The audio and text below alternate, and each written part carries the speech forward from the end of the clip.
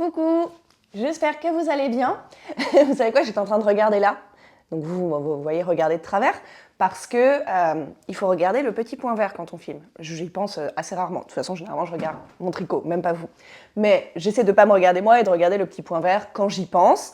Et selon l'angle dans lequel j'ai mis mon téléphone, le point vert, il est là ou là. Et souvent, il est là. Et donc, je suis en train de regarder comme ça, mais en fait, le point vert est là. Fascinant, n'est-ce pas?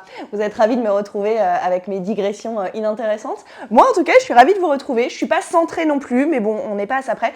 C'est pas plus mal. Si j'ai envie de faire du montage et de mettre des trucs, ce sera là, c'est parfait. Hier, j'ai fait une petite pause.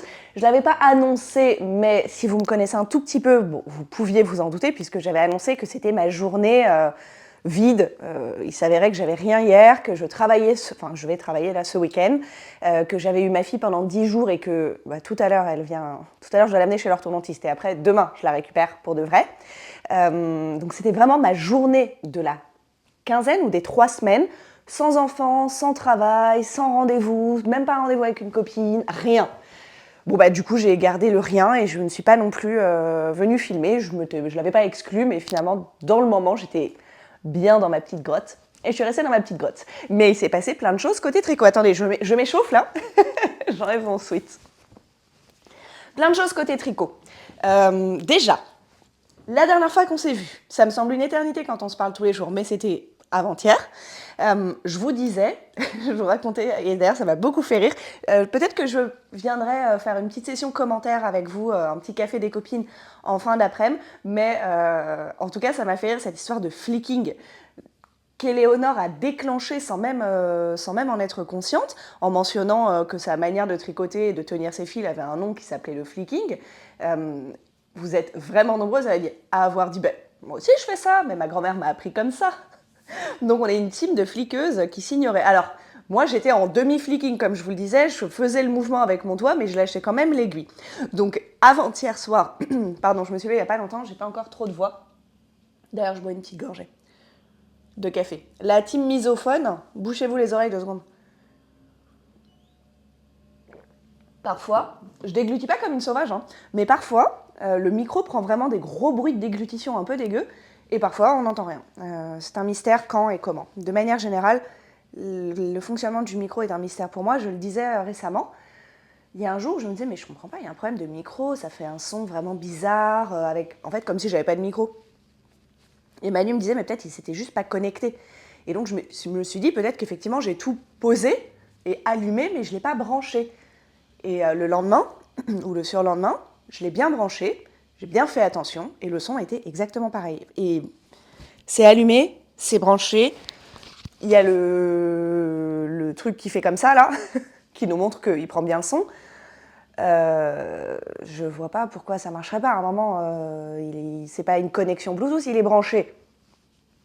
Et en plus, si le récepteur est branché à mon téléphone, si l'émetteur ne marche pas, ça fait pas de son, ce qui est la cata, c'est pire. Et ça m'est déjà arrivé d'oublier d'allumer ça ou que ça n'ait plus de batterie. D'ailleurs, il y a la batterie là, oui. Et que l'autre soit branché sur mon tel. Et du coup, il y a juste pas de son, quoi. Donc, c'est pas un truc de connexion entre les deux. Bref, c'est pas très intéressant. Si vous m'entendez, on est bon. Si le son est mieux, j'en suis encore plus contente, mais rien de dramatique. Pourquoi disais-je ça? Oui, parce que je buvais une gorgée de café. Donc, avant-hier et hier, je me suis entraînée à mieux fliquer. C'est devenu quasi machinal parce qu'en fait, c'était pas grand-chose. Juste, je faisais du flicking, mais je lâchais mes aiguilles. Mais en termes de tension de fil, il fallait trouver la manière. Et en soi, ça n'a pas. Il n'y a pas besoin de changer sa manière de tricoter. Sauf dans certains cas. L'un des cas, c'est t'as des douleurs. Moi, j'avais pas de douleurs à droite, du tout, dans ma manière de tricoter. J'ai rarement des douleurs de tricot. Même si un jour, il y a 4-5 ans, je me suis fait une espèce de pseudo-entorse toute seule en me séchant les mains. Absurde, en sortant de chez le kiné pour ma hanche ou mon tendon d'Achille, je sais plus, à l'époque. Donc vraiment pas drôle. Enfin, je veux dire, ironiquement pas drôle, quoi. Tu vas te faire réparer d'un côté, tu te laves les mains et tu te sèches les mains chez le kiné et bam, tu te tords le doigt. Et donc j'avais la phalange très gonflée et ça m'avait provoqué des douleurs et des douleurs au tricot pendant des mois derrière. Mais hormis ça, j'ai pas trop de douleurs quand je tricote, mais je vous le disais au début du mois, quand je faisais à toute allure le bandana pour ma copine, j'ai eu pas mal de douleurs dans mon bras gauche, vraiment au niveau de l'avant-bras. Et c'était vraiment en tricotant. Et ou après avoir tricoté. Donc j'ai essayé des trucs, genre soutenir mon bras, etc. Mais ce que je sentais, c'est que c'était ma manière de tricoter qui faisait que j'avais mal, simplement parce que c'était un tricot à plat, que c'était un fil assez dense, et que donc en fait, du coup, au bout d'un moment, il y avait du poids sur mon aiguille gauche. Et comme je lâche l'aiguille droite, en fait, je tenais tout comme ça, à bout de doigt, avec mes doigts gauches, quoi. Et donc c'est ça qui me crée des douleurs et je me suis dit en fait à long terme, en particulier dans l'option ou dans l'optique où je veux faire des gilets, donc des tricots un peu imposants à plat, je peux pas lâcher mon aiguille droite, ça va limiter mon tricot. Donc c'était pas du tout un truc de je vais tricoter plus vite et tout, honnêtement je m'en fous, mais bien un truc de pour ma santé, ce serait bien d'avoir toujours mes 2 aiguilles dans la main. Voilà. Vous avez un peu le bout de ma réflexion de pourquoi je me suis dit ce serait bien d'aller au bout du process et de faire du vrai flicking et pas de lâcher mes aiguilles. Pardon, j'ai envie de tout sauter, me moucher, j'ai un peu des allergies. Je fais une pause, ablution, et je reviens. Ça va mieux, pour 5 minutes je pense. Voilà, donc c'était la précision sur le dit flicking. Et ceci étant dit, notez toujours qu'il n'y a aucune manière parfaite de faire les choses, ni d'un point de vue technique, ni d'un point de vue santé musculo-squelettique, et que le simple fait de changer ma manière de tricoter, là par exemple quand je me suis entraînée au flicking, bon, ça aurait pu faire une tension un peu pourrie sur le truc sur lequel je me suis entraînée, mais franchement je m'en suis bien sortie, mais j'ai un peu alterné, à la fois pour la gestion de ma tension, et aussi parce que changer ta manière de tricoter brutalement et tricoter 5-6 heures de cette manière d'un coup, ça mobilise des muscles et des angles différents dans les mains, les poignets, les doigts, les avant-bras, etc. Et donc, même si ce serait une manière parfaite de tricoter, ça créerait des douleurs de faire 6 heures d'un coup d'un truc inhabituel. Donc voilà, l'idée c'est aussi d'habituer progressivement son corps aux contraintes auxquelles on le soumet. Parenthèse fermée. Et donc, sur quoi monsieur j'ai entraîné à faire du flicking? Quand on s'est vu lundi en fin de journée, j'avais fini l'avant de mon top. J'avais mis en attente les 2 bouts d'épaule devant et je devais le retourner pour faire remonter tout le dos et puis coudre les épaules, puisque c'est un bottom-up. Et voilà. Et ben écoutez, j'ai fini le top. Enfin, j'ai fini le top hors finition. On s'explique et je vous montre. Je vais pas l'enfiler parce que j'ai vraiment la flemme de me changer. Il faut retirer le micro, me changer, mettre pause, revenir, etc. Bon, j'ai pas envie. Mais je l'ai essayé hier, donc je vous mettrai une photo. J'ai moins la flemme de monter la vidéo tranquille en tricotant et ajouter des photos que là, aller me changer. Alors, regardez-moi cette petite beauté. Tadam! Et alors, je suis vraiment archi contente. Et donc je pense pas qu'on voit de quelconque truc de tension différente, parce que grosso modo, je me suis entraînée à mes histoires de flicking à partir de... Quand je vous ai parlé hier, j'étais, je pense... Où est-ce que j'ai séparé? Au rose au-dessus du violet, là. Là. Donc, bon, hier, j'ai bien bossé parce que j'ai fait tout le haut du dos à partir de là. À partir de la bande violette, à partir de la séparation. Et donc, j'ai remonté le tout. Touc, et rejoint. J'ai pas de problème de tension, donc en flicking, j'ai l'impression de serrer un peu plus, moi, quand je fais du flicking, parce que je suis en phase d'apprentissage de tension, et potentiellement, même cette phase de gestion de tension passée, il est possible que je me cale sur une tension qui est différente de quand je throw ou quand je mi-flick. Ce qu'on verra. Ça changera peut-être j'aurai besoin de faire des échantillons sur des projets qui sont très précis en échantillons après. Mais parce que jusque-là, ma manière de tricoter, j'ai très souvent l'échantillon recommandé, sauf si la designeuse dit bah, moi je tricote lâche, moi je tricote serré, la plupart des gens augmentent ou diminuent d'une taille. Sinon, j'ai une tension qui est relativement moyenne et qui est souvent proche de celle préconisée dans les patrons. Mais là, ce sera peut-être différent, faudra voir.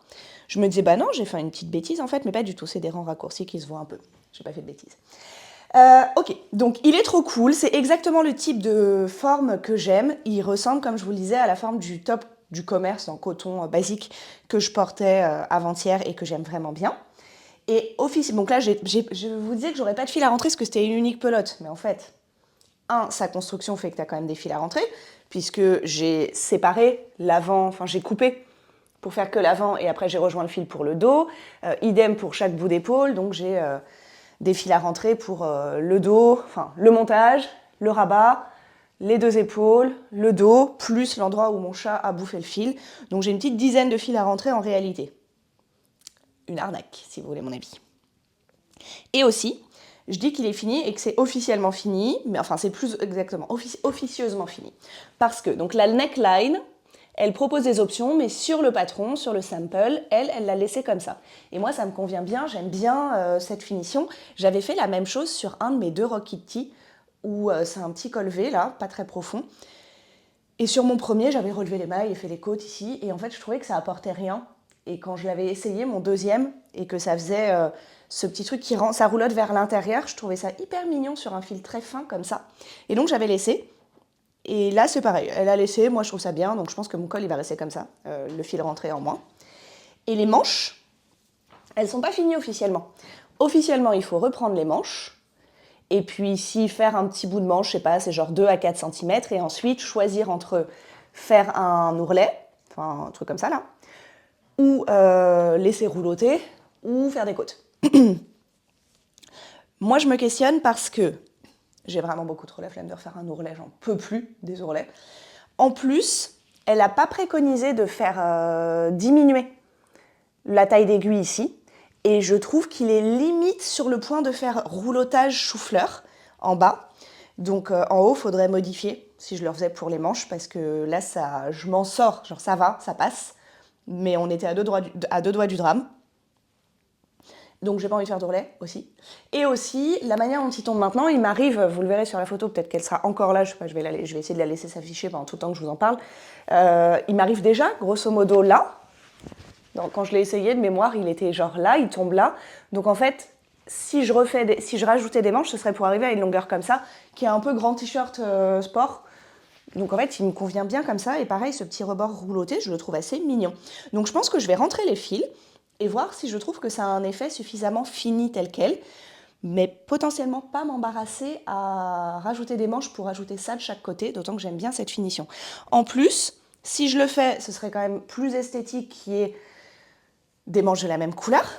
Ça voudrait dire refaire la manip, donc là elle serait bleue, on va dire que je reprends là où c'est. Donc elle serait bleue et violet, c'est la couleur qui arrive après. Donc je ferais une petite manche bleu et violet. Et ensuite, ah mais non, je pourrais même pas, je pense. Ah si. Et ensuite, je referais un bout de pelote que je mettrais de côté pour faire la deuxième manche bleu et violet. Enfin, vraiment, c'est beaucoup de manip pour un truc où je me dis, je l'aime vraiment bien tel qu'il est. Donc, potentiellement, je vais rentrer les fils et mon top est fini. Et vraiment, je l'aime trop. J'ai adoré le faire. Pourtant, il y avait beaucoup d'allers-retours. Ça, c'est l'aspect chiant. Mais le tube était long et plaisant. Il y a eu un bon tube d'abord. Ça, c'était cool. J'envisage très fortement de m'en refaire un. D'aller chercher un petit fil d'été. Il faut de la fingering dans n'importe quel truc. J'ai utilisé, il faudrait que je pèse. Je vais sortir de l'écran, mais je vais continuer de vous parler parce qu'on va peser là. C'est chiant avec ce t-shirt, le truc se balade et ça fait un son un peu pourri en général parce que le micro est jamais à distance égale de ma bouche. Alors attendez, parce que ma balance, les filles l'ont utilisé pour leur atelier gloss. Je me rappelle très précisément que l'une des filles trop mimes me l'a lavé et rendu. Mais ensuite... Ah mince, vous savez... Je l'ai rangé dans ma chambre. Bon du coup on va pas peser tout de suite, mais je vous le dirai. Je vous le dirai d'ici la fin de la journée. Je pèserai comme ça me donnera une indication parce qu'en vrai j'ai l'impression que j'avais 600 mètres. J'ai l'impression qu'il me reste bien 100 mètres. Bon, j'en sais rien en fait, je sais absolument pas, je sais pas, il y a plusieurs de choses. Donc je pèserai pour voir combien il me reste. Et ça me donnera une indication de combien il faut, parce que j'ai pas 600 mètres de tout en fingering, mais peut-être ça se trouve ça rentre dans un écheveau. Après, je pense que ça rendrait très différent en laine. Là c'est coton acrylique et vraiment c'est trop bien. Et ce fil est vraiment agréable. Je l'ai trouvé agréable à tricoter, je l'ai trouvé, enfin vraiment je le trouve très cool. Très très cool. Voilà, je l'admire encore. Et je vais chercher dans mon stage pour voir si j'ai pas de quoi m'en refaire un pareil, parce que j'ai adoré. D'ailleurs, l'une de vous, peut-être que c'était Agnès, a dit « Je comprends pas pourquoi il y a autant de designers qui font du bottom-up, parce qu'en regardant ce truc, tu pourrais absolument le faire en top-down. » Ça m'a donné envie de faire des recherches. Pourquoi et ça m'a questionné. Pourquoi sur le fait que je connais aucune tricoteuse qui dit « Super, c'est un bottom-up ». Donc globalement, toute tricoteuse préfère tomber sur un patron en top-down. En tout cas, c'est mon impression. Si c'est pas votre cas, si vous préférez tricoter en bottom-up, dites-moi. Mais c'est ce que j'ai l'impression d'entendre tout le temps, quoi. Et par ailleurs, il y a énormément de designers qui designent qu'en bottom-up. On peut se dire c'est leur manière de faire, elles ont appris comme ça, c'est une manière plus classique et plus tradie, il me semble. Mais il y en a qui font les deux. Donc si elles font les deux, c'est qu'elles savent faire les deux. Donc de temps en temps, consciemment, elles choisissent de faire du bottom-up. Et donc j'ai fait des recherches sur pourquoi est-ce qu'on choisirait consciemment de faire du bottom-up. Donc évidemment, le truc évident, c'est certains motifs, torsade, dentelle, etc., qui se prêtent mieux à du bas vers le haut. Donc on va retrouver cette construction dans des trucs en torsade, des trucs en dentelle régulièrement. Mais c'est pour ça que, je crois que c'était toi Agnès, c'est pour ça que sur un pull comme ça, un top comme ça, tu disais il n'y a pas de motif, il n'y a rien, pourquoi faire un bottom-up. Alors je sais pas pourquoi la designer a choisi de faire un bottom-up, je vais pas demander à elle, mais j'ai regardé des vidéos sur pourquoi choisir une construction bottom-up en tant que designer. Et pause café. J'ai même demandé à une IA. L'IA m'a dit, pour des questions, donc ça faisait un tricot plus structuré. Et c'est peut-être vrai. Peut-être que la manière dont l'encolure se dessine ici, la couture sur les épaules qui rend l'ensemble, qui diminuerait le fait que ça tire ici parce qu'il y a une couture qui retient plus le fil et donc ça s'étire moins, ça se détend moins. Je sais pas dans quelle mesure c'est vrai ou pas. C'est ce que disait Gemini. Voilà, donc il y avait cette notion de tricot plus structuré et presque plus solide, selon l'IA. Donc ça, c'est ce que m'a répondu l'IA. Et ensuite, j'ai regardé des vidéos de designers créatrices, qui expliquaient leur choix de designer en bottom-up. Le choix, une des raisons, c'est que c'était plus facile à designer. Simplement parce que tu commences par la partie facile, tu commences par le tube, et que ça te donne très aisément ton rythme si c'est un motif, etc. Et sinon, un échantillon très fiable sur une grande partie, et qu'après, du coup, tu n'as plus qu'à calculer combien il faut augmenter ou diminuer. Pardon, j'ai vraiment un problème de voix, de gorge un peu encombrée. Et je me sens pas du tout malade, je suis même assez en forme là. J'ai pas eu de douleur cette nuit. Première fois depuis 8 jours, j'étais trop contente, donc je pense que la crise, je ne veux pas me jinxer, mais la crise est passée ou on voit d'être passée. Mais par contre, les allergies, elles, restent là. Je suis pas. Il y a des gens qui sont alités avec leurs allergies tellement c'est horrible. Moi j'éternue souvent, j'ai mon paquet de mouchoirs pas loin, j'ai la gorge un peu sèche, mais bon, ça reste raisonnable. Je prends pas de médoc, quoi. Je suis un petit peu encombrée en permanence et c'est vraiment de la pure allergie, quoi. Pardon. Et donc, je disais du coup. Oui, que c'était plus facile à designer, de partir du tube et ensuite de calculer ses augmentations, diminutions. Et même quand il y avait des motifs, c'était plus facile de partir du bas où le motif est complet pour ensuite avoir installé un rythme, etc. Et il y avait une certaine logique à redessiner le motif en le diminuant ou en l'augmentant selon le truc. Tu vois, là, pour faire les manches, on a augmenté, mais souvent on diminue. Bref, voilà, donc la simplicité de design est quelque chose qui est souvent revenu. Voilà. J'y connais rien, je ne fais pas designer. C'est ce que j'ai vu, je trouvais ça marrant. Ensuite, en vrai, je n'ai pas trouvé ça désagréable. C'est vrai que du coup, il n'était pas tout en rond, mais je sais, ouais, je sais pas, je trouve que c'est vrai que c'est joli. C'est plus joli qu'un raglan avec des diminutions très marquées ici. Enfin, c'est plus joli, non. Mais pour obtenir cette coupe-là, que j'aime bien, sans couture, parce qu'on aurait aussi pu faire un avant, un arrière et puis coudre sur les côtés. Pour obtenir cette coupe-là sans couture, j'ai trouvé que je suis vraiment contente d'avoir obtenu cette coupe-là et ça m'a pas trop pesé de faire beaucoup d'allers-retours sur la fin. Ça m'a pas gêné de pas essayer. Bon, après, il faut faire confiance au patron. Il faut avoir un échantillon. J'en avais pas. Mais vu l'aisance positive, j'étais j'étais pas inquiète. L'autre d'ailleurs, le truc en parlant de ça, c'est que malgré tout, ça là, c'est censé faire 35 cm en tout. J'ai pas mesuré combien j'avais là, je pourrais parce que pour le coup, bien que j'ai pas ma balance, j'ai 1 mètre. Là, le trou, il mesure de hauteur.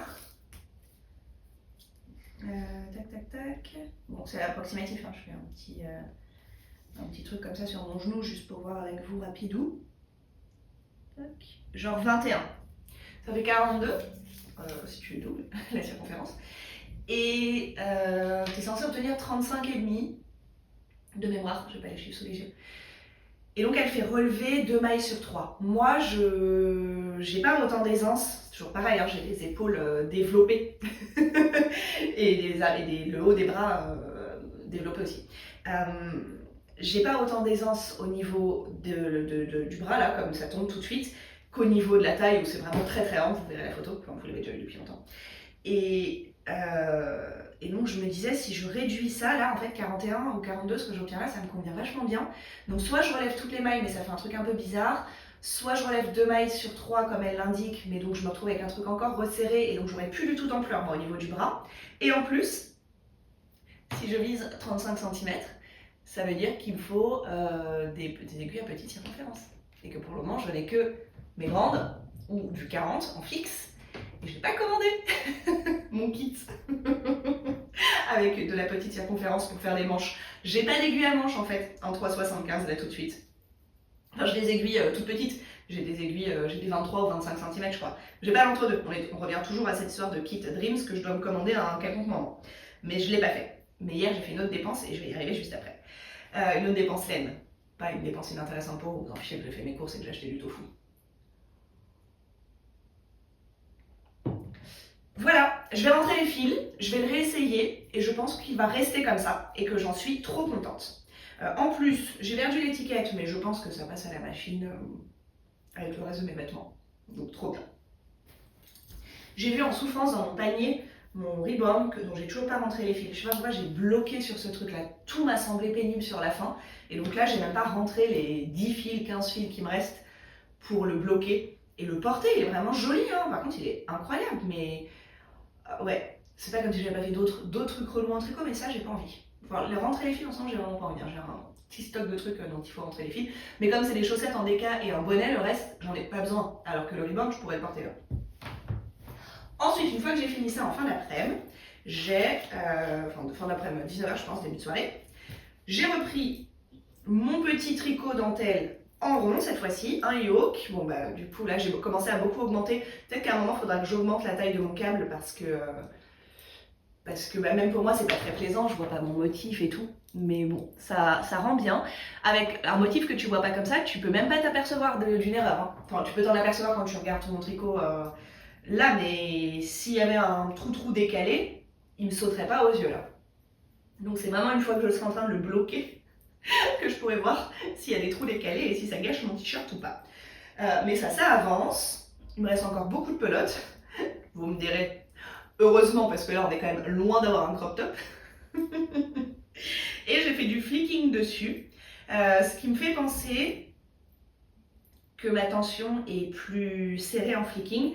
C'est que j'ai besoin de pousser un peu sur mes aiguilles, là, genre le fil coulisse pas aussi aisément. Alors même que rien, le fil coulisse pas aisément. Pourtant, je vois pas visuellement de différence de tension entre le moment où je le faisais et le reste. Mais ouais, j'ai l'impression que c'est un peu serré sur mes aiguilles. Ce qui est rarement le cas habituellement, mais peut-être que c'est aussi lié à ce fil avec ses aiguilles, etc. Plus la multitude d'anneaux en poule ici, qui parfois se retournent. Et donc en fait, tu as la petite portion de l'anneau qui se coince sur le câble, et ça, bah, ça coulisse pas quoi. Donc ça, c'est le seul truc, parce que le tricot est très agréable, c'est fluide, et je pense que je le tricoterais au kilomètre et que ça déroulerait si j'avais pas ce truc-là, de devoir me battre à chaque fois avec mes anneaux qui s'en mêlent, et il faudrait que je switch sur des petits anneaux, pile à la bonne taille, vous voyez, sans aucune fioriture, sans rien qui vient s'emmêler dans la dentelle, mais j'en ai pas, j'en ai... en fait, l'idéal, je sais pas si j'en ai ici.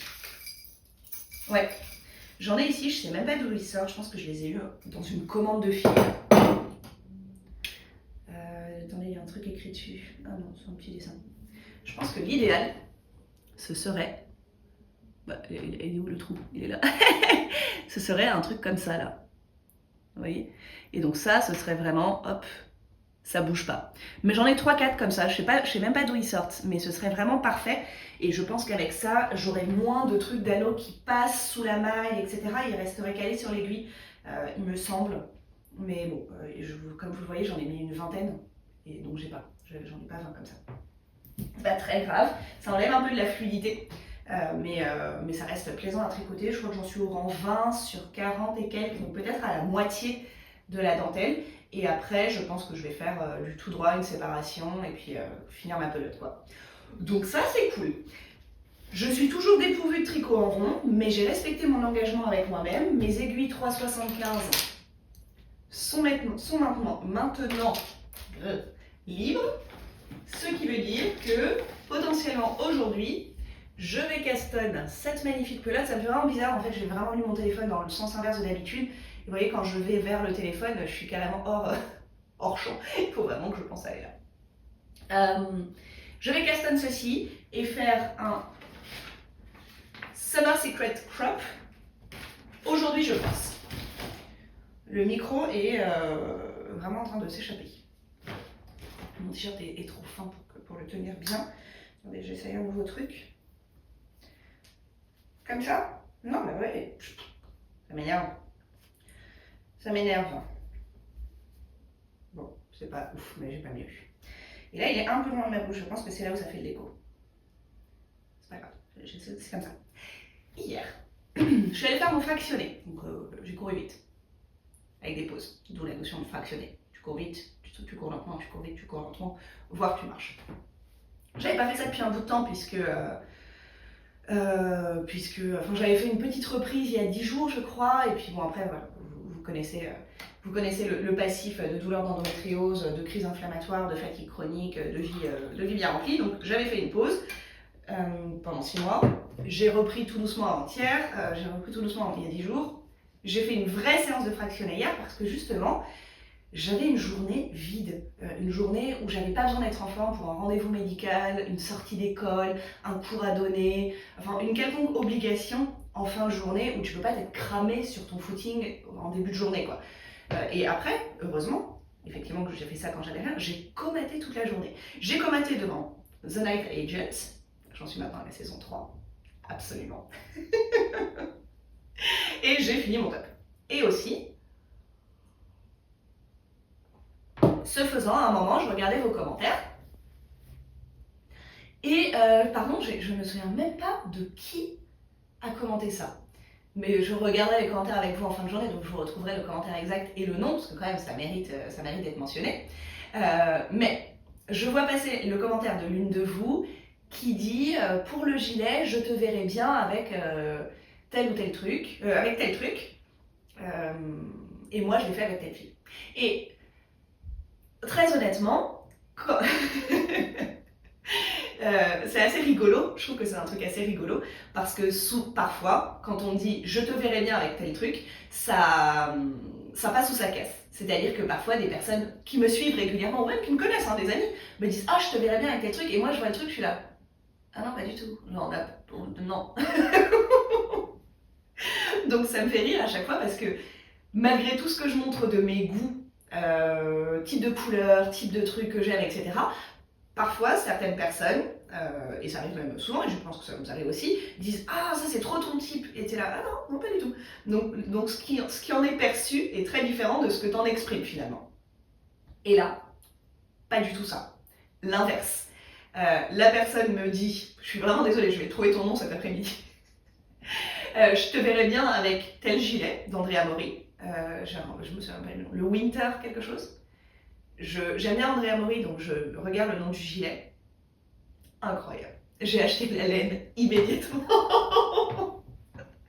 Ah bah oui, voilà, ça y est, j'ai trouvé le gilet que je vais me faire. Effectivement, tu as vu extrêmement juste, c'est le gilet que je cherchais. Et donc du coup, ce gilet, je vous le mettrai là aussi, est trop beau.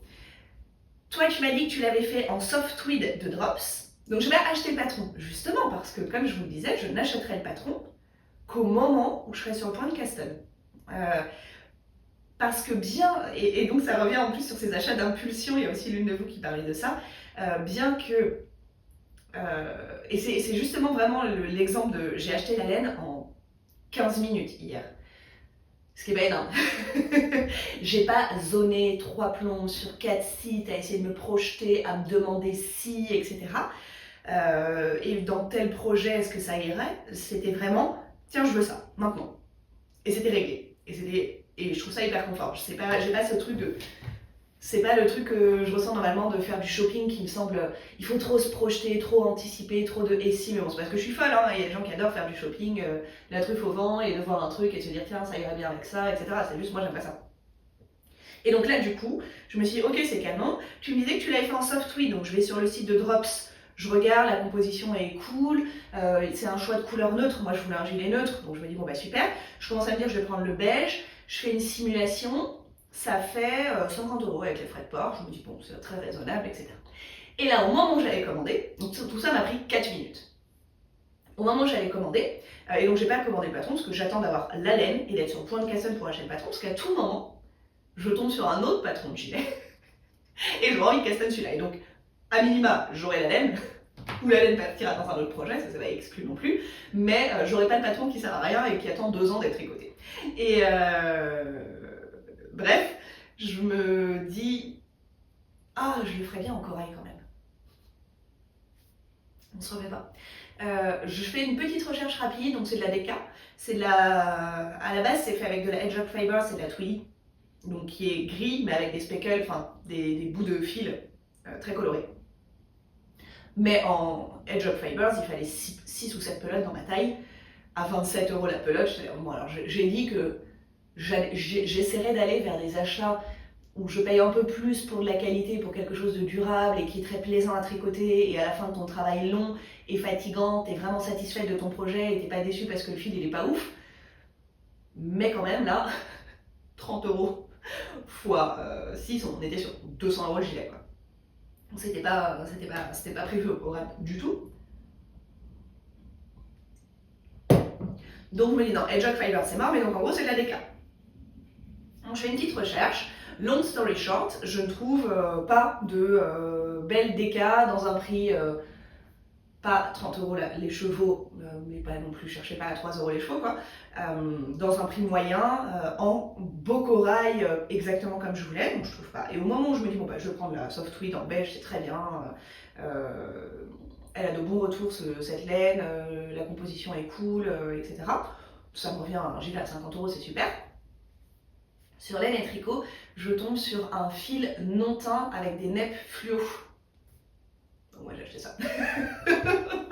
Du coup mon gilet sera bel et bien écru, genre naturel, il est non teint, mais il y a toutes les neppes fluo, avec une dominante de jaune et vert fluo, mais j'ai aussi du rose et du orange dedans. J'ai commandé dans la foulée, donc vraiment tout ça m'a pris un quart d'heure. 1 heure après avoir commandé, j'ai reçu un avis d'expédition de laine et tricot, hier, et ce matin, j'ai reçu un message de la poste disant que mon colis arrivait demain. Donc demain, je castonne mon gilet. Oui. Bon, on l'avait pas anticipé, enfin, il traînait un peu, mais justement, ce que j'avais pas envie de faire, c'était passer 3 heures à chercher un patron, chercher un fil, hésiter, zoner, ça me crée de l'anxiété. Alors que là, le patron, oh, coup de cœur, je veux faire celui-là, la laine, hop, facile, et tout est commandé, et le patron arrive, là, je suis trop contente. Ça, c'est exactement comme ça que j'aime que ça se passe. Donc ça, c'est trop cool. Je vais faire mon gilet sous peu. Alors, je pense que je vais le caston demain quand ça va arriver. Voilà. Ce matin, j'ai vu un autre commentaire. Encore sans avoir lu le prénom, vraiment navrée, je suis une mauvaise personne, qui me disait avoir, dans ses recherches, croisé le Lori de Hobby, patron gratuit, et avoir eu un coup de cœur et avoir caston immédiatement. Et j'avoue que si j'avais eu du fil sous la main, j'aurais fait pareil, parce que c'est du mohair épais. Genre c'est 50 grammes, j'ai regardé, hein, j'étais là genre, oh oui, trop bien. C'est 50 grammes, 150 mètres, je crois. Ouais. Donc c'est du gros mohair, c'est un mélange mohair et acrylique, c'est fait avec du fil Hobby, et enfin sur le patron. Et c'est pas sur Ravelry, enfin sauf si je vais le chercher, Donc pour le coup, j'ai pas pu voir de substitution de fil, mais je pense pas que ce soit dans l'intérêt de Hobby de mettre sur Ravelry où les gens vont montrer quels autres fils on peut utiliser en substitution, puisqu'ils veulent que ce soit fait avec le leur, c'est un peu l'objet du truc. Et oui, donc c'est un gros gilet qui monte hyper vite, ce côté mohair fluffy, ça fait que c'est chaud mais léger, parce que c'est un peu aérien quoi, il n'y a que du mohair dedans, tu le tiens pas en double avec un fil, mais tu tiens le mohair en double il me semble. Et franchement, j'aurais même acheté le Hobby, même si j'essaie de pas acheter des trucs avec un gros pourcentage d'acrylique. S'il avait été en corail, j'aurais acheté. Mais je crois qu'il y avait un... Quand je dis corail, je suis vraiment relou. Hein. C'est vraiment mon corail que j'aime. Genre, très souvent, il y a des trucs genre rose orangé ou pêche ou vraiment orange. Mais si c'est trop orange ou trop pêche, genre pâle, c'est pas ça que j'aime. J'aime le vrai corail. Le corail idéal pour moi, c'est mon pull Earth Sweater que je mets tout le temps, d'Ozeta, qui est corail, quoi. C'est rose orangé, assez peps, etc. Et souvent c'est pas ça. Donc j'ai pas tant de corail que ça parce que souvent c'est un ersatz qui ne me satisfait pas. Et donc là, il y avait peut-être une espèce de pêche, mais il n'y avait clairement pas de corail qui ne soit pas orange. Donc j'ai renoncé au truc. Mais je me suis gardé ce projet dans un coin de ma tête parce qu'en gros gilet qui monte vite, pour le coup là il n'y a pas de torsade, il n'y a rien, ça peut être cool. Ça peut être le moyen d'avoir un gilet très rapidement. Mais il faudrait que je substitue puisque je préfère acheter un autre fil et je ne sais pas encore lequel. Bon voilà, écoutez, à tout moment on commence une collection de gilets. Ça pour le coup on n'avait pas vu venir vu que je pense que je disais il y a 2 mois, j'aime pas les gilets, Eh bah c'est parti, on va faire plein de gilets maintenant. Bon, il est maintenant temps de me remettre à travailler, car je n'ai pas 2 jours de week-end, mais 1 cette semaine. C'est la vie. Et donc là, au boulot, je vais bosser chez moi, je vais aller donner cours, je vais passer faire une petite course sur la route, rentrer pas très longtemps, je sais pas si je pourrais venir vous voir à ce moment-là, on verra. Après, ma fille me rejoint à la maison à 16h et quelques pour que je l'amène chez l'orthodontiste. Et en fin d'après-midi, je me pose, dernière soirée de la quinzaine, solo à la maison. Autant vous dire que bon, mes amis me connaissent, personne n'a même osé me proposer qu'on fasse un truc ce soir. Tout le monde sait que je serai avec mes M&M's, avec mon tricot et devant ma télé toute seule à partir de 18h30 tapante. Et mais je vous retrouverai vous un petit peu avant ou après ça. Et voilà, une journée qui va encore filer. Et aujourd'hui, je fais pas de sport. Je vais vous montrer 2-3 trucs pendant que je donne mon cours, mais repos après handstand traction mardi, footing hier. Je laisse mon corps continuer de s'adapter à ces petits efforts. Enfin, quand je dis que je fais pas de sport, je fais toujours 10, 15, 20 minutes de mouvement. Vous voyez, je me délie, quoi, mais je fais pas d'effort. Bon, bref, j'arrête de blablater. Je vous retrouve tout à l'heure. Vous savez quoi? Bon, vous me voyez sous un angle bizarre, mais pour une fois, c'est voulu. Bon, j'aurais pu zoomer plus et changer de trépied et tout, mais j'en suis pas là dans mon don de moi-même pour ces vlogs. Mais je me disais, quand on tricote les côtes en flicking, je suis également monomaniaque si vous ne le saviez pas encore, donc à partir du moment où j'ai une idée en tête, je vais jusqu'au bout. Quand on tricote les côtes en flicking, on a vraiment un ressenti de c'est fluide et ça va vite. Et je me demandais à quel point c'était vrai, à quel point, moi en plus qui débute dans cette méthode, normalement je lâche mon fil, enfin je lâche mon aiguille, à quel point c'était vrai. Du coup j'ai décidé de faire un rang en flicking, là je les ai tous fait en flicking et le ressenti est serré mais le rendu visuel c'est comme d'hab quoi. Bon bref, je vais maintenant faire un rang chronométré en flicking et un rang chronométré de ma manière habituelle et ancienne, car c'est désormais mon passé, de tricoter. Je lance le chrono et l'enjeu dans ma vie et le drame de ma vie, c'est qu'il est quasi impossible de faire un rang sans être interrompu. Donc est-ce que je vais pouvoir en faire 2 sans que quelque chose ne se passe et que je doive couper la vidéo et pas aller au bout de mon chrono? C'est franchement pas gagné, mais je tente ma chance. Let's go, un rang de côte.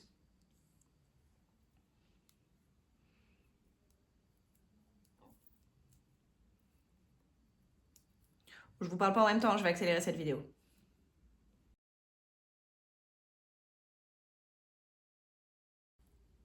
Bon, en fait, je suis en train de sortir du cadre parce que j'ai mal au dos en étant autant penchée, j'arrive pas à bien tricoter. Donc peut-être vous voyez plus rien, mais moi, je galère moins que quand je suis penchée n'importe comment au-dessus de mes aiguilles sur les fesses penchées sur le bord du canapé là. Donc bon, de toute façon, ce sera accéléré, voire même je couperai des bouts. L'idée, c'est de mesurer, quoi, et de vous avoir expliqué le process.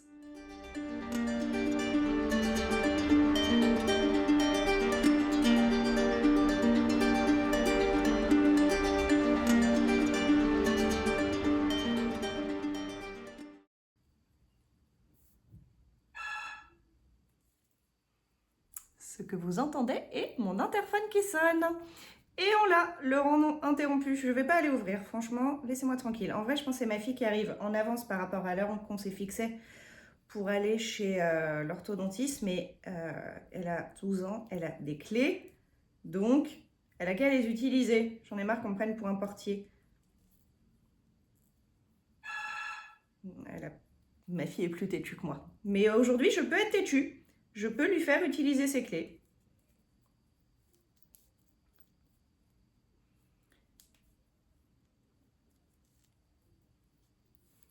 Surtout, je voudrais vraiment arriver au bout de mon rang pour mener cette expérience à son terme.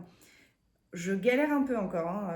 On parlera plus tard, si vous voulez, de gestion de l'attention en flicking. Enfin, la gestion de l'attention, c'est toujours l'enjeu de tout le tricot, hein. Jacquard, début du tricot, changement de technique, que ce soit continentale, anglaise, ce que vous voulez.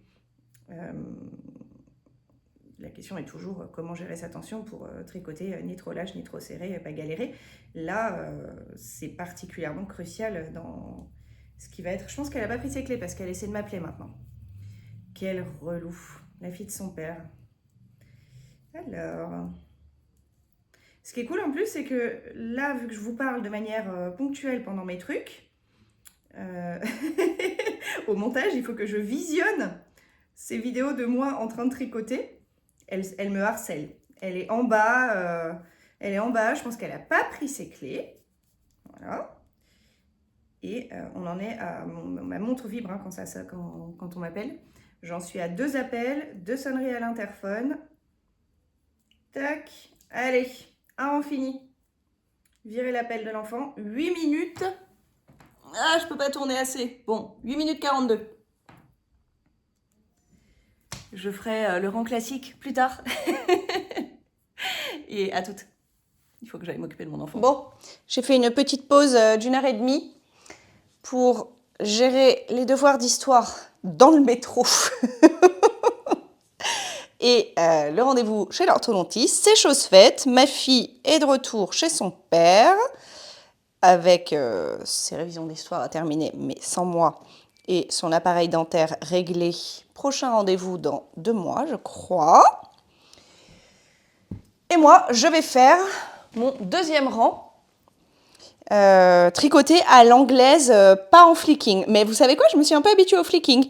Du coup, j'ai presque... Ah, attendez, je me lance bien en tête là, mais j'ai pas mis le chronomètre. Donc j'avais dit 8 minutes 42 pour faire le premier rang, qui était donc un rang de 154 mailles en côte 1-1. Et là où c'est agréable, je vais vous le raconter en même temps que je tricote, pour le coup, je peux tricoter en même temps. Je vais un peu regarder, parce que il y a beaucoup trop de mailles en vert, il y a une maille en vert sur 2, quoi. Ah, alors attendez. Eh bien, votre pote, elle sait pas faire du flicking sans créer des mailles, j'ai l'impression.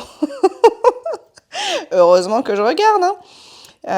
Donc, j'ai un ressenti, ce que je trouve agréable, c'est effectivement l'impression de faire des tout petits mouvements, ce qui fait presque un gain de temps et d'énergie dans le flicking. Donc, il y a quand même un truc un peu grisant que je trouve agréable, et je pense qu'à terme, quand on est habitué, la tension est plus constante, parce que le geste est plus petit et très répétitif, là où tu ajustes en permanence ta tension avec tes mains quand tu fais du throwing, vraiment du pur à l'anglaise, comme je suis en train de le faire. La question de la gestion de la tension, elle est cruciale, comme je le disais, et évidemment, on ne peut pas la micro-ajuster en permanence avec nos mains comme on le fait quand on fait du throwing. Donc c'est vraiment comment tu enroules tes fils ou ton fil autour de tes doigts pour maintenir une tension. Et elle est cruciale dans le sens où si c'est trop tendu, eh bien tu tricotes archi serré, voire ça passe pas. Mais si ça l'est pas assez, tu peux pas faire une boucle autour de ton fil, c'est trop lâche, quoi. Enfin, autour de ton autre aiguille. Moi, je tricote un peu trop serré, et donc ce qui me ralentit beaucoup quand je fais du flicking pour le moment, je tricote pas trop serré dans l'absolu. Je tricote trop serré là, en me lançant dans le flicking, car ça m'amuse, je trouve ça hyper plaisant, ça me donne un challenge. J'ai besoin de challenge dans ma vie, apparemment. Mais je trouve ça vraiment plaisant. Les côtes 1-1, le fait de faire aussi peu de mouvements, c'est vraiment cool. Mais par contre, ça implique pour moi en permanence, je sais pas si ça se voit beaucoup sur les vidéos vu que je les ai accélérées au montage. Là, j'ai fait le montage en rentrant dans la salle d'attente pendant que ma fille se faisait régler son appareil. J'ai fait un bout de montage. Et donc, je sais pas si ça se voit, mais en permanence, je dois lâcher le tout pour faire coulisser. Parce que je tricote un peu serré, ou alors c'est le concept du flicking qui fait ça, je sais pas exactement encore. J'ai regardé, sachez-le, pas mal de vidéos. J'ai fui assez vite, même si je les ai regardées pour info, mais il faut savoir que dans le yoga ou dans le tricot, toute vidéo ou toute personne qui va te dire « voilà la bonne manière, il faut absolument faire comme ça », this is bullshit. Donc moi, je m'en désintéresse assez vite. J'avais fait des vidéos à l'époque quand j'ai appris à tricoter le jacquard. En fait, je suis tombée des nues parce que dans le tricot, j'avais jamais été confrontée à autant de dogmatisme. J'avais vu que des gens hyper chill, genre voilà, tu peux tenir ton fil comme ça et faire comme ci, il y a différentes manières de tricoter, etc. Et quand j'ai commencé le jacquard, par hasard, je pourrais même pas vous redonner des noms, et puis c'était surtout des vidéos anglophones, je voulais vraiment apprendre le jacquard, je débarquais quoi. C'était, quand est-ce que j'ai fait mes premiers jacquards? Je voulais faire des chaussettes, j'allais au Festival d'Avignon, c'était juste avant ça, mais bon, je l'ai fait plusieurs années, donc ça nous donne pas une indication très fiable. Il y a 3-4 ans peut-être. Et donc, je me dis, je vais apprendre le jacquard et tout, je commence à regarder des vidéos, et là, je cherche des vidéos, et je tombe vraiment sur des manières extrêmement dogmatiques d'enseigner, donc vraiment des tutos, mais qui envisagent pas du tout qu'il y ait différentes manières, quoi. Donc, il faut forcément tenir un fil dans la main gauche, un fil dans la main droite, et tenir ton fil et le déplacer comme ça, etc., avec vraiment aucune considération pour les différentes manières. Et bon, il faut se rappeler que dans le yoga, moi, je suis prof d'anat, et que dans le yoga, c'est une tendance qui existe vachement. J'avais fait un post sur mon compte de yoga à l'époque à ce sujet. C'est une tendance qui existe vachement d'expliquer aux gens que voilà la bonne manière de placer ses épaules en chien tête en bas. Et ça peut être vraiment du micromanagement au centimètre près, etc. Avec toujours... alors dans le tricot, on donne d'autres explications, même si... Enfin, on dit rarement, sinon tu vas te blesser. En yoga, c'est souvent ça la justification. Alors que là encore, bullshit ville, quoi. Et bref, je vous fais pas un cours d'anatomie de variation squelettique, de prise en compte des individualités, etc. Mais évidemment, de la même manière qu'on ne tient pas toutes et tous notre stylo de la même manière pour écrire et qu'à la fin, on arrive tous et toutes à écrire et que c'est plus ou moins joli, effectivement, mais avec notre individualité qui transparaît et la manière qui est intuitive et qui marche bien pour nous. Donc même s'il y a des règles grossières, genre il faut bien que ton stylo, tu le tiennes d'une certaine manière,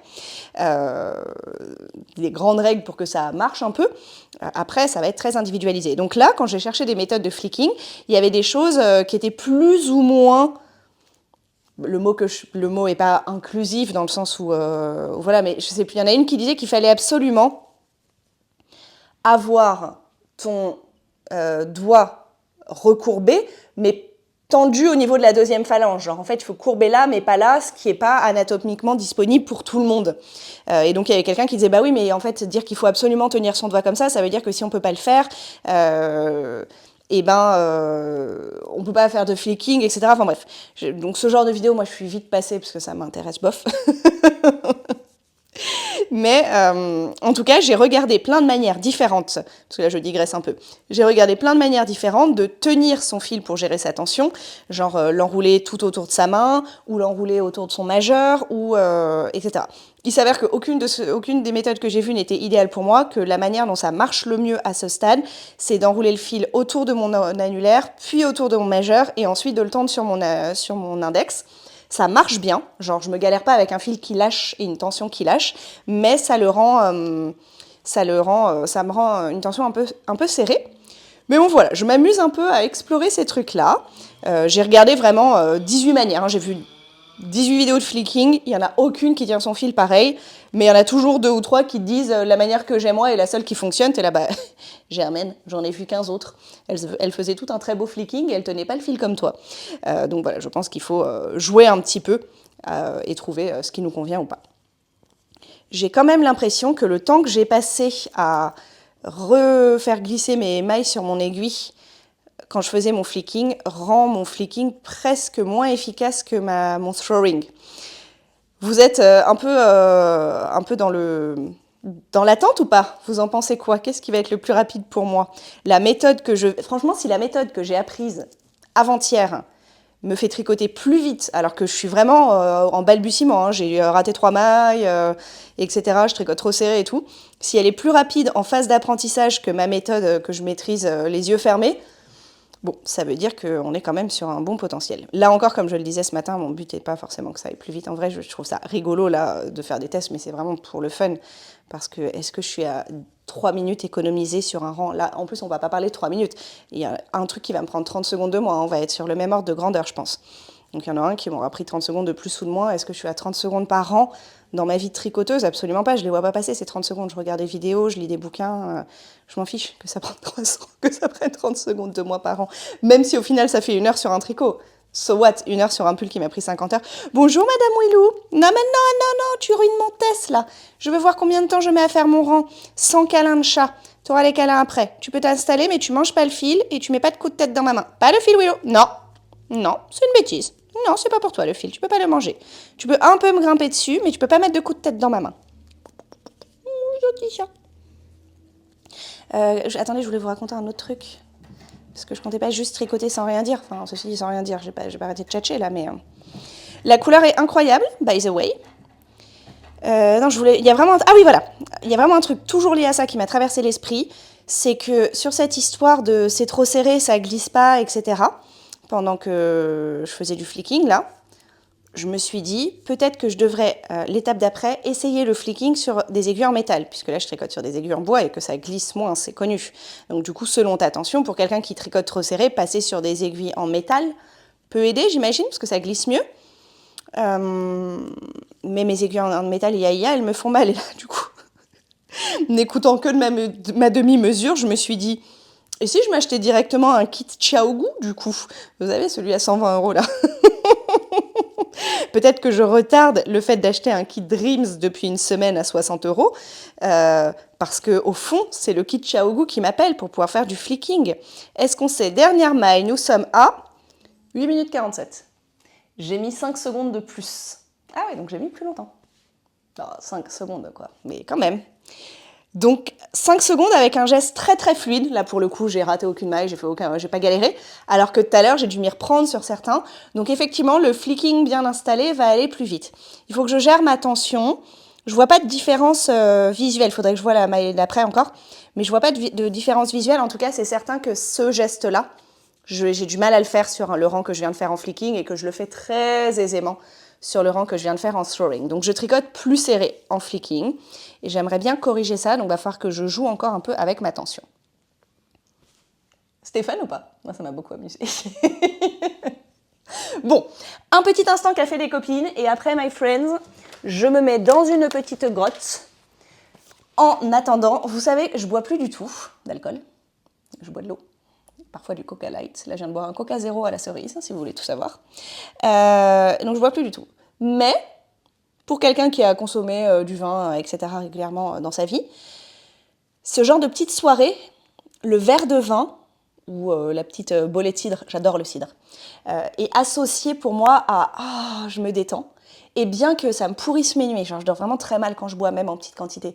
Et du coup, ma journée du lendemain, et je suis prof de yoga, de sport, je fais du sport, enfin j'ai besoin d'être active et pas ensuquée parce que j'ai une gueule de bois pour 1,5 verre. Quand même, là, je me dis, ah, ça pourrait marquer le coup, le petit verre de vin, le petit bol de chips, me dire, ah, c'est ma petite soirée de chill à moi toute seule, vous voyez. C'est des choses qui sont issues à la fois d'images qu'on a. Quand tu regardes une série, la nana, quand elle rentre du travail, elle se détend, elle s'installe avec son petit verre de vin. Et aussi de nos habitudes. Pendant longtemps, ça a été associé à c'est ma soirée détente, je m'octroie un petit verre de vin. Ben, j'ai encore le réflexe, même après des années, à ne plus avoir ce petit verre de vin. Ok, café des copines. C'est dommage que mon truc est encore en côte là, donc je peux pas vraiment café des copines, moi je sais pas encore. Mais par contre, j'ai beaucoup moins besoin de regarder en flicking. Hein. Là encore un petit peu parce que je l'apprivoise. Mais en vrai, je pense qu'à terme, je pourrais, pas aujourd'hui de toute évidence, mais je pourrais mieux lire. Je pourrais lire en faisant des côtes une fois que je maîtriserai mon flicking. Je vais pas essayer là aujourd'hui parce que je vais juste ruiner mes côtes, ça va être chiant. Je vais jouer avec ma tension et en attendant, on va faire un café des copines sans tricot pour moi. Quelle vie. Il me faut vraiment un tricot en rond.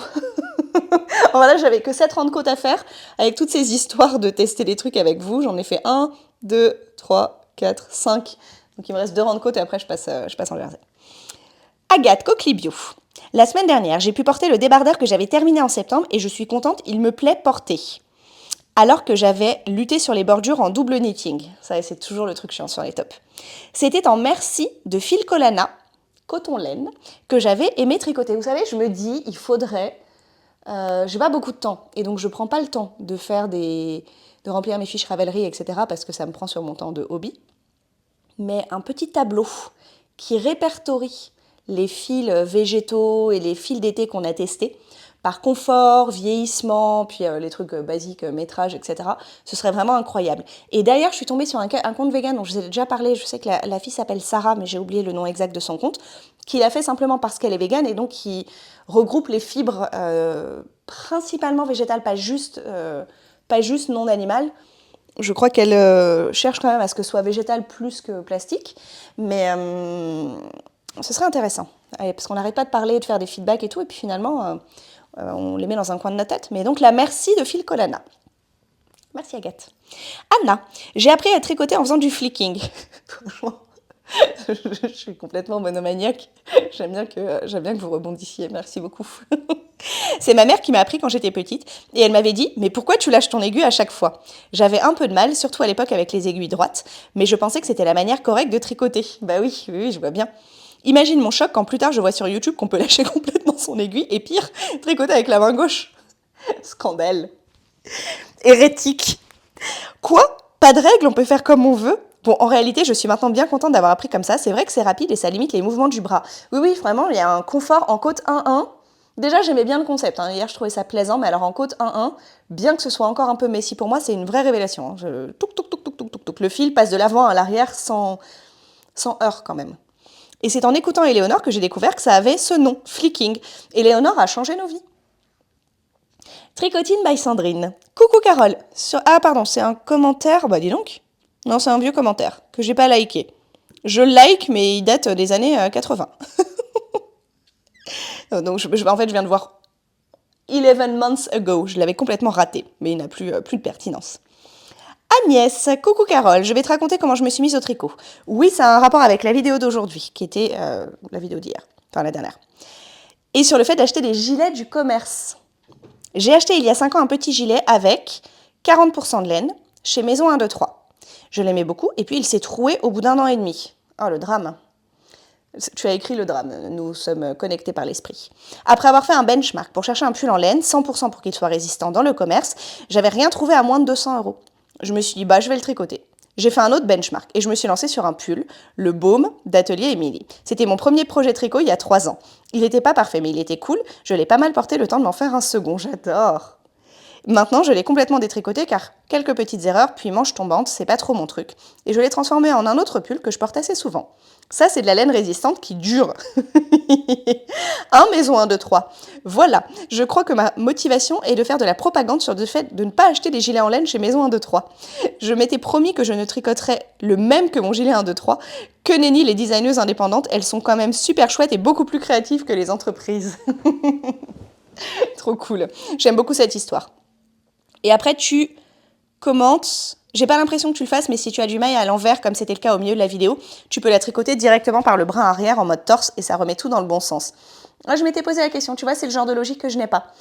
J'aurais pu penser à l'essayer parce que je m'étais posé la question et j'ai eu la flemme de faire des tests. Merci, du coup. Alors, attendez, il y a une discussion entre deux Karine. Vous me faites trop rire. Karine Marceline, le gilet ou le sweat zip, c'est l'indispensable en préménopause. C'est peut-être ça mon problème. Enfin, je suis pas en préménopause, mais mon traitement hormonal me fait parfois des symptômes de chaud-froid. Passer 15 fois par jour au chaud-froid, sans se décoiffer. Karine, pas Marceline, une autre Karine, dit « J'en suis au même point, le gilet, c'est la vie. » Après, elle s'est changée, smile. Je vous partage ce qui se passe dans la rubrique commentaires. Karine Marceline dit « On va faire un cal, le cal préméno-gilet. » Entre Karine, on va s'entendre. Vous êtes trop drôles, les filles. Merci pour cet échange. Valérie. Bonjour Carole et la communauté. Non Carole, l'achat impulsif est le plus économique à la longue. Laine utilisée et non qui vient gonfler le stache qu'on ne peut utiliser car il manque des pelotes ou trop pour le projet. Alors après, ça dépend. Il y a impulsif et impulsif. Il y a impulsif comme mon histoire de gilet ce matin, genre je veux ce projet et je vais le castonne maintenant, et il y a l'impulsion de c'est beau, je veux, mais c'est pas associé à un projet, qui sont à mon avis 2 catégories d'achats impulsifs. Quand je repère un modèle qui me plaît vraiment, je fais une recherche de laine et dans ma file d'attente Ravelry, je mets le modèle avec des notes sur la laine, le lieu d'achat et le prix. Je tiens un tableau avec fil par boutique. Stylé, je ne ferai jamais ça, mais stylé. Temps largement récupéré lors de l'achat et pas de temps perdu sur les soldes. Oui, mais moi, le problème, c'est que mon envie peut changer. Mon impulsion n'est pas durable. Donc je peux faire tout ça. D'ailleurs, j'avais fait dans un cahier en janvier sur mon Make 9. J'avais choisi mes 9 projets, c'est peut-être parce qu'il y avait trop de projets. J'avais choisi mes 9 projets qui étaient des vrais coups de cœur du moment. J'avais pas zoné pour faire un Make 9 à la base, c'était vraiment 9 projets qui m'avaient attiré. Et du coup, j'avais noté les fils utilisés, puis j'avais cherché les substituts et regardé les boutiques et tout. Donc j'avais vraiment consacré du temps en me disant je vais gagner du temps. Bah maintenant, j'ai envie de faire d'autres trucs, donc j'y retourne pas. Et pas d'argent qui dort dans le stock, ça c'est vrai. Mais un craquage de temps en temps est autorisé. Multi-projet, on commande quand un des projets est terminé. Mono-projet, on estime un temps restant de tricot de 10 jours et on commande. Oh, quelle organisation! Franchement, tu me bluffes. Je pense que toute la team qui achète sa laine à l'arrache, là, est sciée de ton commentaire. Et tu peux combler les vides par une de tes couvertures ou une paire de chaussettes. C'est vrai qu'on a toujours de quoi faire des paires de chaussettes. PS, la belle est à moins de 2 €, excellente laine. Safran aussi, mais attention, comme beaucoup de coton ou de fibres d'été, les rangs raccourcis, augmentations à droite et à gauche sont très visibles. Privilégiez les augmentations levées. Faut que je regarde comment on les fait, mais je pense que c'est ça qu'il y a dans le rebound. Je pense que c'est ça que j'avais fait à cette époque. Bonne continuation et merci pour ce café tricot qui permet d'échanger à plusieurs. Eh bien, merci pour ta contribution et ta gestion hors du commun, Valérie. Je suis éblouie. Agathe, 10 ados dans un appartement parisien, tu es quand même joueuse. Franchement, elles étaient trop cool. Par chance, ma fille n'a que 3 très proches copines, donc ça va. Même si elles sont capables de vouloir être une dans le jardin, l'autre dans sa chambre et 2 autres encore ailleurs. Et pour moi, la difficulté, quand j'avais les copines d'école de ma fille, qui sont pas les mêmes que les copines de collège, elle a refait toute sa bande, elle reste proche des autres, mais là, elle a invité ses copines du collège à son anniv, par exemple. Elles avaient plus cette tendance-là, et après, c'était un sujet de dispute. Genre, souvent, pendant les anniversaires, j'avais ma fille un peu déprimée, un peu en larmes, un peu dépitée, parce qu'en fait, elle voulait une fête fédératrice, avec ses copines, et puis il y en avait 2 qui faisaient une activité dans un coin, 2 autres ailleurs, et elle était trop déprimée, quoi. Là, j'ai trouvé que l'énergie de groupe était assez canon, c'était vraiment très mimes. Ange, coucou Carole, pour répondre à ta question que tu m'as posée sur la vidéo précédente, je tricote, puisque Ange m'avait dit que je lui donnais envie de tricoter des patrons écrits, et du coup, je comprenais pas. Je lui demandais comment elle tricotait. Et j'ai réalisé après, mais du coup, merci pour la réponse. Je tricote en regardant des vidéos, donc c'est assez long, effectivement, mais en patron écrit, j'ai peur de ne pas comprendre et de me tromper. Eh bien, en plus, je n'ai pas compris quand tu l'as dit, mais moi aussi, pendant une époque, je regardais beaucoup de tutos vidéo, notamment quand j'ai appris à tricoter des chaussettes. Les instructions ne voulaient rien dire pour moi. Les instructions écrites, j'étais là, qu'est-ce qu'il faut faire ? Et donc, j'avais regardé les tutos vidéo, les fameux, de Gaëlle, qui étaient fondés sur des patrons d'Alice Hammer. Donc le patron écrit était de Alice. À l'époque, je pense que Gaëlle peut-être designait pas ses patrons, ou alors elle le faisait, mais là c'était le jeu d'une collab, je sais pas. Et donc on prenait ce patron-là, et Gaëlle l'expliquait en pas à pas, et pour une chaussette, ça faisait, 3 vidéos de je sais pas combien de temps.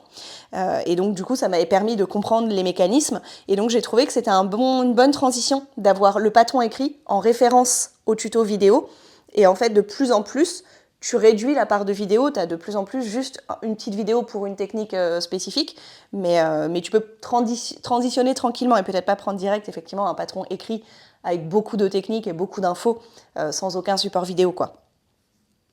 Île de Montagne, coucou Carole, sur le sujet des gilets, nous avons 3 sujets principaux qui se dessinent sur ces spring vlogs. Les aiguilles, mon kit Dreams, qui peut-être deviendra un kit Chaogu dans une impulsion d'aujourd'hui. J'ai le soleil comme ça, là, bon, vous vous en fichez, mais je vois que la lumière est pas ouf, de toute façon je vous montre pas de laine, vous voyez que ma tête. Est-ce que j'ai allumé le micro ? Vous savez, on a toujours un petit doute de last minute. Ça a l'air allumé. 21 minutes, j'aurais été bien dépitée qu'il n'y ait pas de micro allumé. Le kit Dreams, les gilets et le flicking. Voilà nos thèmes. Il y avait aussi la notion de déo. Sachez qu'aujourd'hui, c'est ma première journée complète avec mon nouveau déodorant de la marque Respire. Je suis mi-satisfaite. Satisfaite parce que je ne pue pas. Mi-satisfaite parce que c'est pas ouf non plus. Genre, je sens un peu la fleur. J'ai hâte d'aller me doucher quand même, vous voyez. Pas au point que je pue, mais au point où je sens que c'est un peu limite, sachant que j'ai pas fait de sport. donné un cours, j'ai fait beaucoup d'allers-retours dans Paris. C'est le type de météo où on transpire aisément parce qu'en fait, tu sors de chez toi, il fait 12 degrés, donc t'as mis un sweat, un manteau et tout. Tu ressors de ton cours, il fait 17 degrés et il y a un rayon de soleil et t'es en nage, donc j'ai transpiré quand même, même si j'ai pas fait de sport. Et ça tient la route. Genre, à un moment, j'ai eu un doute dans le métro. Ça sentait la fleur, donc c'était l'odeur de mon déo, que c'est rose pivoine, j'ai choisi comme odeur. J'aurais préféré Monoï, mais c'est celui que j'ai pris pour ma fille. Et ça sentait rose pivoine, et j'étais là, ah, ça sent le déo. Et d'un coup, ça sentait la sueur, genre ça puait. Et je me suis dit, oh, enfer et damnation. Et en fait, c'était pas moi. Moi, je sentais rose pivoine, et ma voisine sentait mauvais. Les jouets du métro parisien. Donc, voilà notre thème. Sur le sujet des gilets, j'ai fait il y a 4 ou 3 ans et je n'ai pas fait depuis. Ce qui me déplaît dans le processus fabrication de gilets n'est pas le fait de tricoter à plat, mais les bandes d'encolure et boutonnage. Je n'aime pas le rendu d'une bande tout en côte pour la plupart des gilets et je déteste faire du double jersey, donc je suis bloquée. Mais j'avoue que les gilets sont très utiles dans le printemps-été. Bisous et à demain. Eh bien, écoute, figure-toi que le Winters Beach Cardigan d'Andrea Mori, dont je vous ai mis des images et dont je vous ai parlé ce matin. Cette journée a été longue, j'ai l'impression que c'était il y a 1000 ans. Pour vous, c'était il y a quelques minutes, sauf si vous regardez en plusieurs bouts, parce que mes vidéos sont longues ces derniers jours. Je suis désolée, peut-être qu'il y a certaines personnes qui trouvent ça cool et que peut-être pour d'autres, ça crée un stress d'être en retard dans les vidéos. Écoutez, je suis un peu bavarde ces derniers temps. J'ai plein de trucs à vous raconter. Et donc, figure-toi que la bande de boutonnage, alors il n'y a pas de boutons, après il faut aimer les gilets sans boutons, moi justement j'aime pas les boutons et je les attache pas, les gilets c'est pour moi comme plus un petit poncho un peu, donc vraiment la coupe de ce gilet elle est incroyable pour moi, enfin, de toute façon il était tellement parfait que j'ai pas réfléchi, j'ai acheté la laine et je vais le faire, mais je crois que la bande du coup n'est ni du double jersey vu qu'on va pas mettre de boutons dessus, ni des côtes, mais un point texturé, c'est très joli et du coup ça réglera ton dilemme. Je te recommande de jeter un œil. Cathy, je tricote avec la méthode rapide depuis toujours. En fait, c'est une méthode de grand-mère finalement. Mon nombre de projets terminés sur l'année se compte sur les doigts d'une seule main. Cherchez l'erreur. Au top, ces vlogs, merci. Merci à toi d'être là. Bon, après, on a mesuré, hein. J'ai gagné 5 secondes, peut-être même. Imaginons que je deviens vraiment efficace en flicking et que je gagne 1 minute sur un rang. Il me faudra toujours un temps non négligeable. Quelque chose de l'ordre de 15 heures pour faire mon top. Donc la question est combien de temps disposes-tu pour tricoter aussi. Cosette, coucou Carole. Alors figure-toi que j'ai castonné le Wool and Pine. Vous savez, ils sont tous dans le désordre les commentaires. Moi j'aime bien les trier par le plus récent. Et en fait, on est bien grasse du ventre. Oh là là, c'est quoi ce petit grassouillette? Oh là là là, tu as bien mangé tes croquettes. Oh, tu as bien mangé tes croquettes, c'est un beau chat. J'étais en train de lui tâter la graisse. Bref, mes commentaires sont triés par pertinence par YouTube. Ça m'énerve, c'est pas grave. Tu as castonné, alors je lis castonné, mais tu as écrit cartonné, ce qui m'avait beaucoup fait rire. Le Wool and Pine, car si je veux en profiter, avec le boulot que ça représente, il faut le démarrer maintenant. Et ouais, on n'est pas là pour rigoler. Par contre, j'ai galéré pour trouver un fil, notamment parce que je ne sais pas si je vais utiliser 2 ou 3 écheveaux. C'est de la laine, elle donne un métrage plutôt énorme pour un top, même si je sais que les torsades mangent beaucoup de fil. Mais globalement, moi... Attendez, le printemps est là? Pardon, j'ai soufflé dans le micro. J'ai soufflé parce qu'elle met des poils partout, mais j'ai pas pensé que j'allais vous souffler dessus. Désolée pour vos oreilles. Globalement, après, je sais pas dans quelle taille tu tricotes tes tops, mais c'est vrai que moi, je suis souvent un peu déçue parce que je tricote mes tops en taille L ou M. Enfin, ça dépend quoi, en taille 4 en moyenne en général, pour avoir au moins 105 cm de tour de poitrine, notamment parce que je choisis des tops avec un peu d'aisance. Et globalement, ça prend plus de fil que ce qu'on pourrait penser. On se dit, c'est pas un pull, et en fait, t'es quand même sur 2 à 3 écheveaux, quoi. Et ça chiffre vite, si tu le fais en laine de teinturière, t'es là, oui, il devient cher, là, mon top. Mais bon, c'est du beau fil, hein. T'aurais payé un top de cette qualité dans le commerce aussi cher, en vrai. Mais bon, ça, du coup, c'est un budget, on peut pas en faire 10 sur l'été si on utilise... ce type de fil. Enfin, certaines personnes peuvent, mais pas la majorité de la population française, quoi. Je devais faire normalement la taille 2. Mais comme ça me semblait pas très large, je suis partie sur la taille 3. Et donc, plus de 2 écheveaux. Ouais, c'est un peu chiant. J'espère que ça va être bon. J'espère qu'elle n'a pas trop gonflé les métrages, sinon j'aurais cassé un combo pull. Ah oui, du coup, tu utilises un combo 3 écheveaux dans lequel rentre un pull, et si t'en utilises que 2, t'es dégoûté. Et bah, tu pourras faire un crop top avec l'écheveau qui te restera. Mais c'est un peu les boules, je comprends. Sinon pour l'ourlet, chez moi, ça tient bien, mais je couds chaque maille. D'ailleurs, la designer avait aussi préconisé la ligne de vie. Je l'ai fait, mais finalement je l'ai retiré, car je trouve que les mailles restent marquées, notamment sur le coton. J'ai utilisé la ligne. Alors quand j'y pense, je mets des repères avec les marqueurs en poule pour ne pas être de travers, et elle a enlevé ce conseil dans le patron test. Ah ok. Merci encore de nous tenir compagnie chaque jour en compagnie de nos tricots. Avec plaisir. À demain Cosette, à demain. Ah, et c'était elle, Hélène, qui disait ce matin... J'ai trouvé sur Hobby un patron de gilet doudou sans boutonnière, le Lori. Je m'en vais de ce pas le castonner, pas du tout raisonnable, mais ceux qui savent, savent. Bisous. Écoute, on sait, car moi-même, je venais d'acheter la laine pour castonner un gilet de manière impromptue. Et quel fil as-tu utilisé du coup pour ton Lori? Lamartine. Coucou Carole, est-ce que tu connais le podcast de Cécile Tricotte et Papote? Non, je connais pas du tout. Une Française qui vit au Québec. Trop bien. Est-ce que Cécile tricote et papote, j'imagine que c'est pas la designer Cécile qui tricote? Peut-être que si, du coup. Elle a commencé à faire des chouchous quasiment en même temps que toi. Les zinzins des chouchous. Et elle en a déjà fait plusieurs. Ceci dit, moi, vous voyez, je suis monomaniaque, complètement obsessionnelle, et finalement, j'ai fait 2 chouchous et demi. Je suis passée à autre chose. Enfin, je vais les faire, mais il faut que je défasse mon chouchou raté et j'ai eu la flemme, parce que je faisais d'autres choses. J'aime beaucoup son style, j'irai voir. Je fais du flicking sans le savoir depuis des dizaines d'années, la secte du flicking, car ma grand-mère m'a appris comme ça. Je suis aussi de la team gilet, c'est tellement pratique à enlever et remettre. Écoutez, c'est ma nouvelle team. Moi aussi, je vais mettre des gilets maintenant. Je suis tes podcasts depuis longtemps, mais c'est la première fois que je laisse un commentaire. Trop cool. J'espère que ta santé va te laisser en paix pendant un bon moment. À bientôt. Merci. Nadia, coucou Carole. Oh, ton haut en mohair va être magnifique. Écoutez, j'ai un tout petit peu avancé aujourd'hui, mais vraiment rien. Ah non, je n'ai pas avancé depuis hier soir. Non, j'ai fait ça ce matin. Ou bien? Oh, je sais plus, je suis perdue dans le temps. J'aime beaucoup aussi le tee avec le fil de Manu. Mais je me dis qu'il aurait pu être fait de haut en bas. Ah oui, c'est toi qui disais ça, ok. Pourquoi les designers font des patrons en bottom-up s'il n'y a pas de dentelle en bas, lol? Bah écoute, j'ai cherché des éléments de réponse pour toi. J'ai encore ajouté des patrons à ma wishlist, trop de possibilités et toujours que 2 en cours, lol. Bravo pour cette résilience. Très belle journée à toi, mort de rire la fin de la vidéo. Le chat troll. Et c'était Amandine s'éparpille, qui m'a suggéré, merci à toi Amandine, le Winter's Beach. Concernant ton projet de gilet petit manteau, je te verrai bien avec le Winter's Beach Cardi d'Andrea Mori. Je l'ai fait en soft tweed de Drops et je l'adore. Il monte hyper vite, j'ai dû mettre 10 jours. Tu tricotes vite? Est-ce que tu fais du flicking? Mais je suis mono en cours, ça aide. Mais après, si je suis à fond sur un projet, je ne serai pas mono en cours, mais je peux consacrer 80% de mon temps à ce projet-là et puis faire des petits bouts d'autres choses à côté, mais je peux être un peu focus quand même. Merci encore pour tes vidéos. Merci à toi. Au fil de Lorette, bonjour Carole, pour une fois je sors de ma grotte. Welcome, bien parmi nous. J'avais envie de commencer les tops, mais après réflexion, j'ai besoin de gilet. Du coup, petit caston du gilet Valentine de Liz Taylor, 1 heure avant de regarder ta vidéo. Et là, coup de panique. Et si en plus de ne pas faire de top, je me retrouve à ne pas réussir à finir mon gilet avant qu'il ne fasse trop chaud pour le porter. J'en profite pour te remercier pour tes vidéos et ta bonne humeur. J'avoue, ce serait vraiment le fail. Mais non, tu vas finir ton gilet.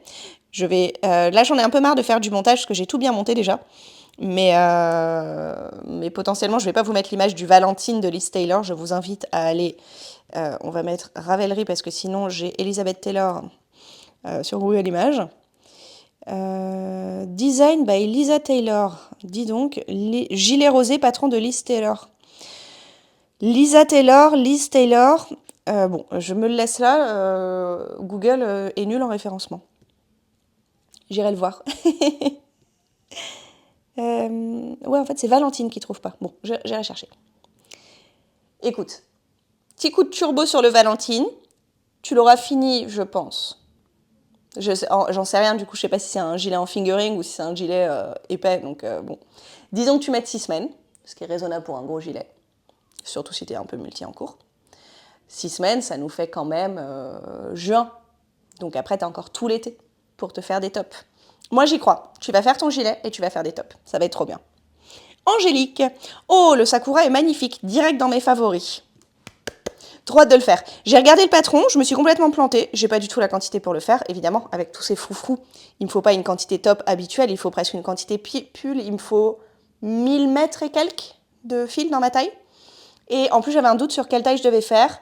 Bon, j'avais pas la quantité, quoi qu'il arrive, et j'étais même pas sûre de quelle quantité acheter, parce qu'il fallait que je réfléchisse à la taille. Ces derniers temps, en regardant les tops, c'était aussi le cas sur celui-ci, et sur le dernier truc que je regardais, je sais plus ce que c'était, je me retrouve un peu entre deux tailles. Et je suis toujours un peu embêtée. Moi, j'ai tendance, quand c'est des pulls, à partir à la taille d'au-dessus. Mais sur des tops, typiquement le Sakura, il faut qu'il tienne sur tes épaules. Tu peux pas viser trop grand, sinon tu le perds en fait. Et très souvent, je pense que là, c'est assez typique sur celui-ci. Donc celui-ci, je suis un peu moins 4 parce que je l'ai déjà fait. Et je pense que je me posais moins de questions à cette époque-là. Mais les tailles disponibles sont 61-66, 71-76, 81-86, 91, 5, 96, 5, etc., etc. Donc vous voyez qu'il y a toujours un trou de 5 cm et qu'après elle dit qu'on cherche à aller plutôt vers de l'aisance négative. Donc on choisit une taille, ton tour de poitrine, donc moi par exemple 96, et ensuite on soustrait entre 0 et 5 cm et on choisit la taille finie la plus proche de ce nombre. Donc moi j'ai 96 de tour de poitrine, je prends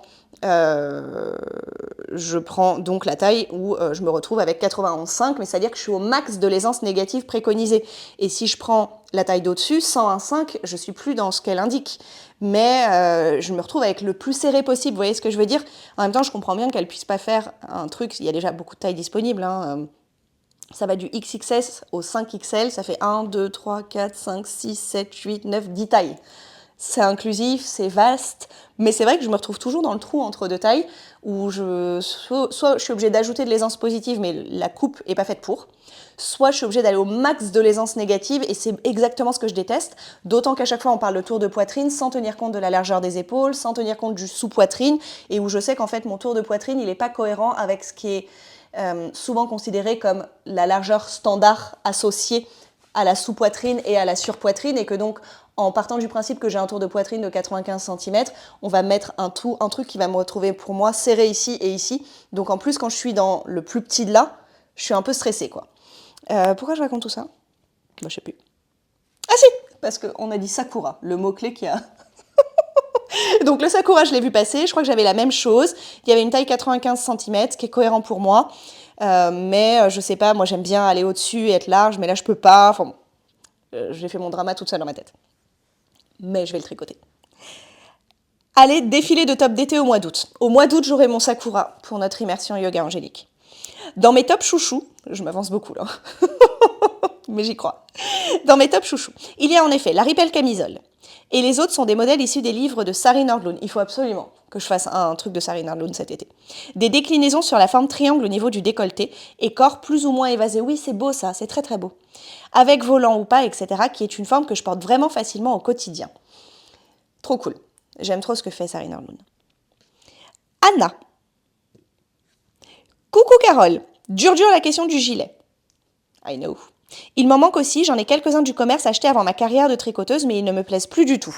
C'est le genre de gilet tout fin et sans aisance. Depuis, j'ai pris du muscle et j'ai l'impression d'avoir des épaules plus larges.